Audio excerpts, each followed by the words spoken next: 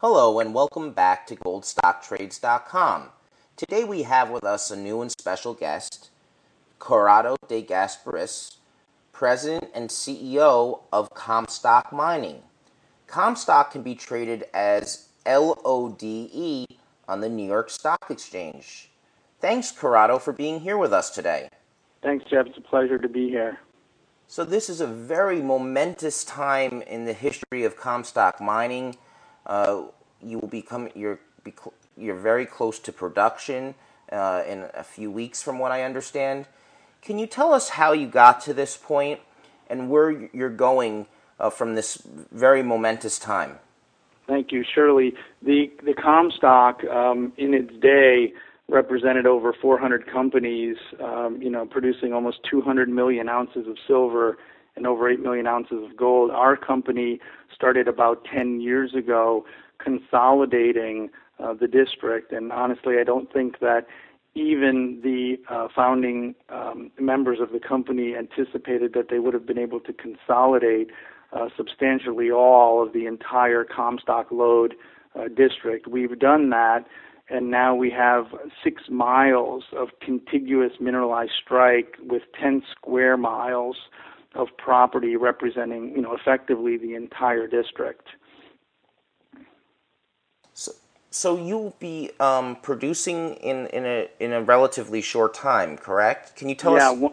Can you tell us how much you'll be producing and what sort of growth that the cash flow will generate? Where you're looking to expand from there? Absolutely. When the company completed, if you will, the consolidation of the entire district, and frankly, even beyond that, consolidating a tremendous amount of historical data, we targeted a very rich, very, very near surface resource of gold and silver, and we're able to validate well over 2.5 million ounces of gold and over 20 million ounces of silver, essentially in this one near surface target area. We call it the Lucerne Area, and we have now built a full processing facility, and we fully permitted the operation, and in fact, we've already commenced the mining, the hauling, the crushing, and stacking of the ore, and we're looking very much forward to mid-late September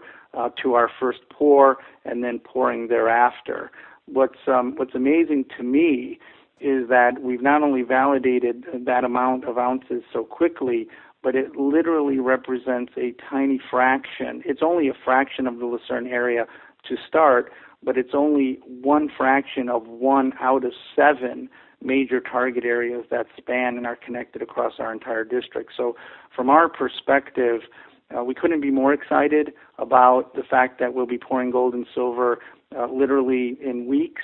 But at the same time, we feel like we're just scratching the surface. The team has built an incredibly robust structural geological model across the entire district.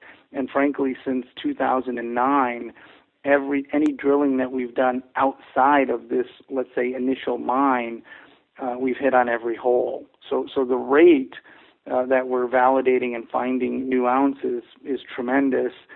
Right now, we're very focused, obviously, on going into production. But once we start production and once we start a nice, robust, positive cash flow, we'll have the ability to expand dramatically our ounces going forward. Corrado, tell us about operating in Nevada, in the Comstock region. We're seeing worldwide the issue with silver, with the rise of resource nationalism. Tell us your experience from working in Nevada, permitting, and coming into getting close to production with Comstock. My personal experience on the front line is that the counties and the state of Nevada are one of the most pro-business, pro-mining entities.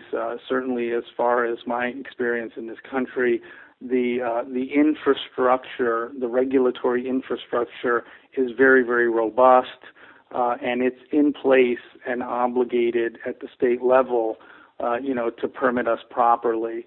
So outside of changing regulation, which always you have to attend to, usually on the federal level, we couldn't think of a better place than Nevada, to be mining.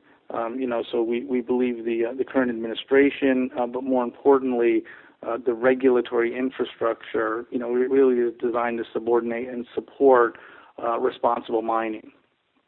Tell us how important it is being on the verge of getting cash flow, a strong cash flow, compared to so many mining companies that are not even near that. I think that when you talk about mining, the word that enters into my mind first is sustainability, and you cannot sustain yourself. In my opinion, there's three absolutely critical things. You have to have a great asset and a great resource, and Nevada geologically, is at the top of our list. Secondly, you have to have a very strong, and I would say focused, management team. We've seen great management not focused, which results in delays, which results in overages, and which results, frankly, in them just spreading themselves too thin. So tremendous asset, tremendous management focus, and then lastly, I say you have to have the political infrastructure. I mean, it's not a secret that people are going to the four corners of the earth, diving deep into dangerous and hard rock.